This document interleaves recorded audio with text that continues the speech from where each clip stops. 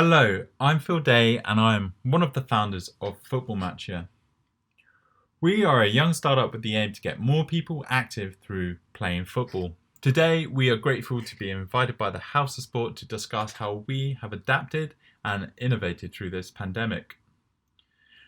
Here's a quick overview of what I will talk about today. As it's our first time speaking, I hope you don't mind. I'll give you a quick intro in who we are and what our website can do. I'll then describe how we adapted our messaging to bring out the newfound relevance of certain features to reduce the risk of transmission and help people connect with new local playing opportunities. Following that, we'll explain how we have tried to help improve the safety and reduce the admin burden of NHS track and trace for sports venues. Finally, we'll explore how we could alleviate some of the new barriers that have arisen from COVID-19 through mandatory risk assessments and compulsory block bookings. So, who are we? We are a football-loving social network that has made finding and organising games effortless. We match players together by their location, how far they're prepared to travel, and when they're available to play. Players can also state what type of game they would like to be part of, whether it's a casual kick-around or competitive match. We've also made organising effortless by taking care of sending game invites, managing player numbers and collecting pitch hire costs, which ensures the organiser is never out of pocket. Games practically organise themselves. Initially, we're focusing on those regular community games called kick-arounds, as these activities typically are more inclusive than football at team and club level. They are often played just for fun or to get fit, where any ability, age or sex can have the chance of playing. We strongly believe by reducing the burden of organising and through our sophisticated player matching, we can encourage more people into playing by increasing the number and diversity of playing opportunities based on skill, location, gender, which fit conveniently into existing players' schedules. For those who are interested in finding out more, we put together an explainer video with the link provided. Now, what's our 2020 story? We launched our beta app in December 2019. Now, as you can imagine, probably the worst possible time. We did not anticipate the scale and the impact the COVID crisis was going to have on normal life and on our business. Luckily, we had tasted just enough growth in those 3 months after launching where we knew we were onto something. Whilst sorting out our finances to weather the storm, we started to imagine how we could actually be part of the COVID crisis solution. Initially, we had plans to internationalise our app, targeting the countries that had no lockdown or started easing restrictions before the UK. However, due to a reduced development capacity, this proved infeasible, despite already being multi-currency ready. We then turned our attention to how we could leverage some of our existing features and make them more relevant in what was emerging in the daily government briefings of the post-lockdown normal.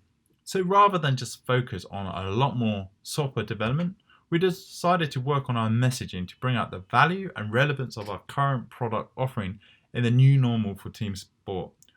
We spun up a blog, redesigned our landing page, enhanced our SEO, and prepped some written and video content ready to post on social media once the government gave football the green light.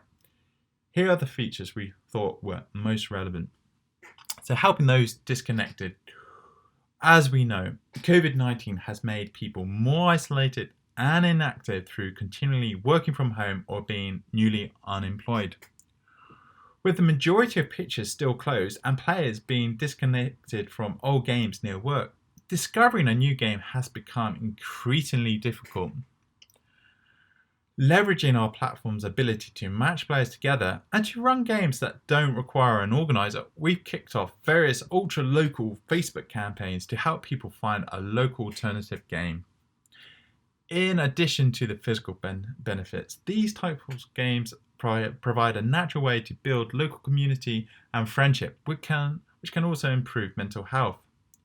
With our WhatsApp integration, social connections can be fostered whilst remaining safe. As we have the ability to start games without requiring organisers, we also believe we can be part of the solution to help venues recover from the devastating financial impact by filling their unused slots and starting new games. In an effort to convey how our app could reduce both the risk of transmission and player anxiety around safety, we spent the time to emphasize these existing features on the landing page. So, cashless payments. Through the pandemic, the UK has become ever increasingly cashless. Our capability of collecting pitch hire costs or subs on behalf of the organiser from the players has become a lot more relevant. An organiser would be able to force the players to pay before they play, removing any risk of transmission through chasing players for money at pitch side. We can also limit player numbers. During April, as governmental strategies started to emerge to ease the lockdown, the consensus was slowly to increase the size of the bubble people are allowed to have contact with. We expected kick-arounds with the same pool of players in a specific location would be the first type of game to be allowed, followed by smaller competitive fixtures. When the FA gave the green light for football training to resume, our app was well placed to help organisers of training sessions to enforce the initial limit of 6 players. In response, we really emphasised this ability to control player numbers on our landing page. We are also working on the following features to reduce the risk of transmission further. Bibless side selection. We want to remove the need for bib sharing and pitch side team selection discussions by allowing the organiser to assign each side a clothing colour before the game. We also want to bring in game rules so COVID safety rules can be introduced, such as no throw-ins or handshakes, but also venue-specific guidance to help the game be COVID secure, i.e. no lockers, please change at home. An area we did seek to improve through our own innovation was helping both organisers and sports venues deal with the administrative burden of NHS track and trace whilst improving the safety of everyone involved. Having personally organised a few games post-lockdown, we have seen sports facilities collecting contact details either via pen and paper or requiring the lead booker to send the details over email beforehand. In our experience, these game lists are often incomplete due to the organiser not having full contact details for the players due to the weak social ties often present in the groups. Additionally, if it's a paper-based system, players forget to sign the sheet before or after the game, and this creates more physical touchpoints for transmission. Finally, but arguably most worryingly, we've seen staff forced to spend a prolonged time close to the players whilst they try to capture these details. Additionally, the current contact tracing app from the NHS isn't suitable for team sport, as many players don't have their mobiles available at pitchside, either due to the risk of it being stolen or being damaged by the rain. This really limits the usefulness of it if only a few players are able to check in. In response to these challenges, FootballMatcher has released a feature to address these issues by allowing the organiser to send via email or print out a list of participants' full name, mobile and email address, ensuring the game's track and trace details are complete. We realised we already had a hardware solution with player names and email addresses for participants of each game, therefore we decided to enhance the contact details obtained when a player confirms. Using FootballMatcher, the sports centres and organisers will be able to comply with NH track and trace requirements effortlessly. This feature also removes the need for a group to gather around a paper form and share a pen to fill out the contact details. As a result, it will improve safety of not only the players but the staff at the sports centre. How does it work? Players can join a group with just their name and email address. No app download required. Every week the game invites are sent out via email or WhatsApp. The players can RSVP for a game just by clicking a button or a link within WhatsApp. If the group has track and trace enabled, the player will be asked on their first time confirming to review their full name and provide their mobile number. Just before the game, the organiser will be able to send the full game participation list to the sports centre via email or to themselves so they can print it out and hand it in themselves. At any point, the player can remove their details from their profile page or opt out of being included. Now, we have some future innovations that are in current evaluation.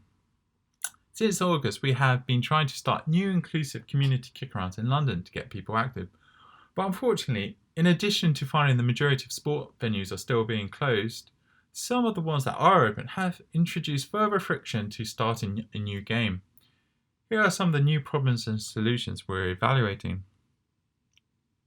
Some venues have started to no longer accept ad hoc bookings and insist for a large upfront payment for a block booking.